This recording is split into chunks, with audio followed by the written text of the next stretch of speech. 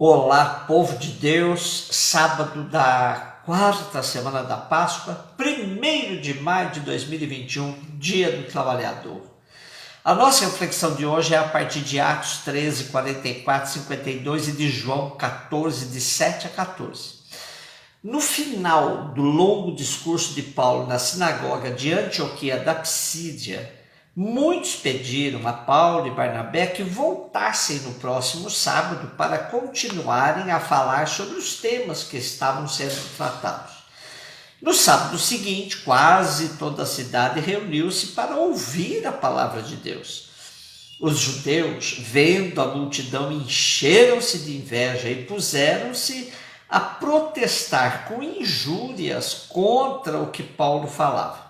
Então, com coragem, Paulo e Barnabé declararam: era a vós que em primeiro lugar se devia anunciar a palavra de Deus, mas porque a rejeitais e vos julgais indignos da vida eterna, eis que nos voltamos para os pagãos, porque esta é a ordem que o Senhor nos deu. Eu te constituí como luz das nações para levar-lhes a salvação até os confins da terra. Estas palavras encheram de alegria os pagãos que glorificavam a palavra do Senhor. Todos os que estavam predispostos para a vida eterna fizeram ato de fé. Divulgava-se assim a palavra do Senhor por toda a região. Mas os judeus instigaram certas mulheres ricas e religiosas, os homens influentes da cidade, que provocaram uma perseguição contra Paulo e Barnabé e os expulsaram do seu território. Estes sacudiram contra eles o pó dos seus pés e foram a Icônio. Os discípulos, por sua vez, estavam cheios de alegria e do Espírito Santo. O sucesso da pregação de Paulo e Barnabé entre os pagãos despertou a raiva dos chefes da sinagoga, que nunca tinham despertado o interesse de tanta gente. É interessante que os pagãos tenham ido à sinagoga permitindo a Paulo se dirigir a eles neste ambiente profundamente judaico. Como nos diz Padre Comblan, a atitude dos judeus não foi motivada apenas pela inveja. Perceberam que a mensagem de Paulo abria as portas para os pagãos. Desse modo, eles próprios ficariam contaminados pelos pagãos e Israel perderia o seu privilégio de único povo eleito e que tinha as promessas de salvação. O nosso trecho de hoje apresenta um momento decisivo na virada da missão, uma vez que os judeus rejeitaram, os pagãos é que serão os privilegiados para ouvirem a palavra da salvação. Os missionários Paulo e Barnabé não perdem sua força e audácia. Se os judeus não querem, não há problema, há quem queira. E assim eles vão até os confins da terra, cumprindo as palavras do profeta Isaías. Os pagãos ficaram muito contentes, se tornaram multiplicadores da mensagem, espalhando a palavra do Senhor por toda a região. Porém, nem todos aderiram e teve quem, instigados pelos judeus, desencadeassem uma ferrenha perseguição contra os apóstolos. Impressionante como há elementos do princípio da missão que se repete até nos dias de hoje. Mulheres ricas e religiosas foram usadas pelas autoridades judaicas para esse processo. Elas acabam influenciando seus maridos, homens importantes da cidade, que lideram a expulsão dos apóstolos da cidade. Amós as chamaria de vacas de Bazã. Paulo e Barnabé, seguindo instruções dadas por Jesus, sacodem contra eles a poeira dos pés e se dirigem a outra cidade. Apesar da perseguição, subsiste uma comunidade que persevera. A alegria é a resposta à perseguição. João 14, 7, 14. Terminamos nosso texto de ontem com a declaração de Jesus de que Ele é o caminho, a verdade, a vida e que ninguém chega ao Pai a não ser por meio dele. Continuando, diz Jesus: se me conhecesseis também, certamente conheceríeis meu Pai. Desde agora já o conheceis, pois o tendes visto. Disse-lhe Filipe: Senhor, mostra-nos o Pai, e isto nos basta. Respondeu Jesus: há tanto tempo estou convosco e não me conheceste, Filipe. Quem me viu, viu o Pai. Como, pois, dizes, mostra-nos o Pai?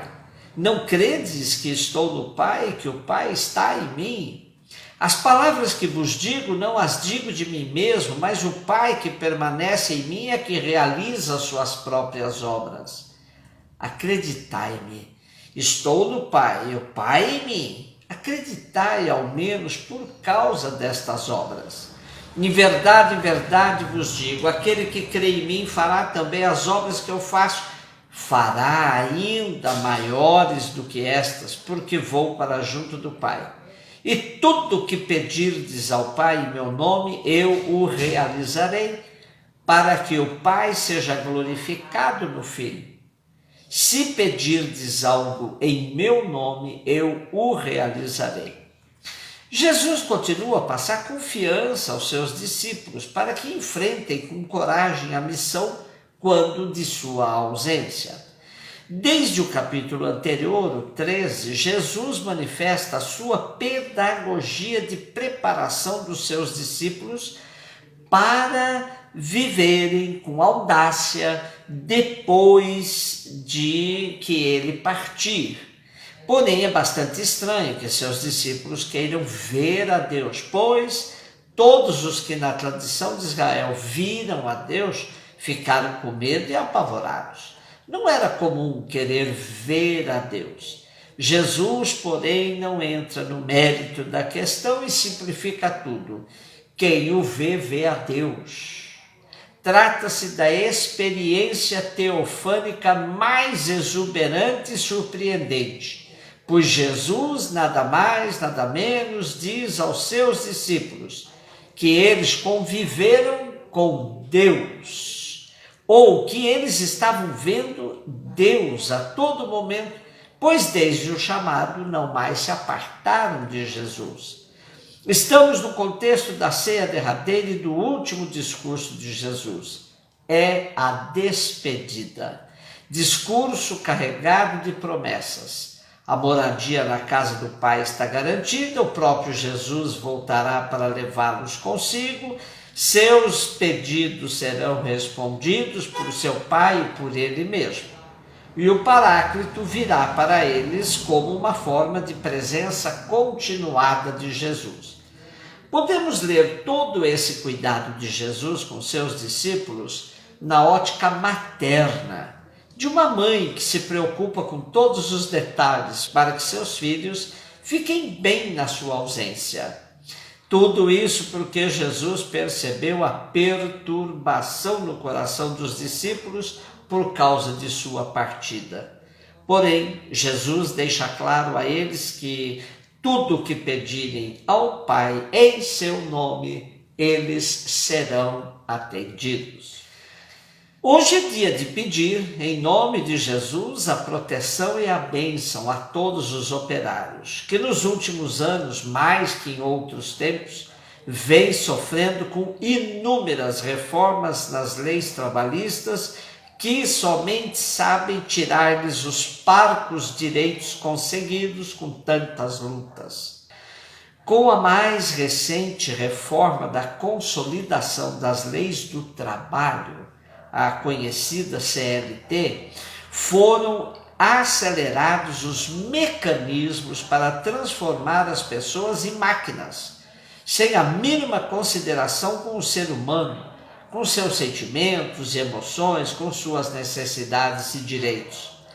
Um dos problemas mais profundos da reforma das leis trabalhistas está no fato de ela desincentivar a contratação e, por consequência, aumenta o desemprego e informalidade.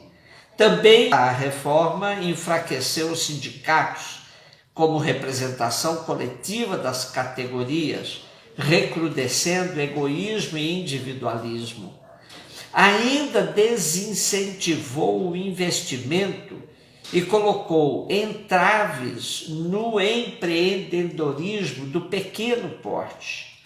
As leis trabalhistas têm um custo para serem fiscalizadas e, uma vez mais, quem paga por isso é o trabalhador.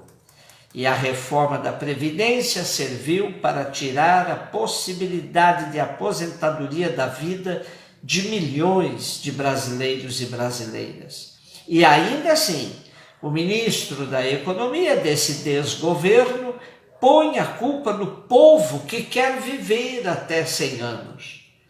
1º de maio, Dia do Trabalhador, pouco a celebrar e muito a pedir a Jesus força para que as organizações de classe consigam resgatar tantos direitos perdidos. Que São José, patrono dos operários, interceda por todos os trabalhadores, empregados e, sobretudo, pelos desempregados. Um beijo no seu coração.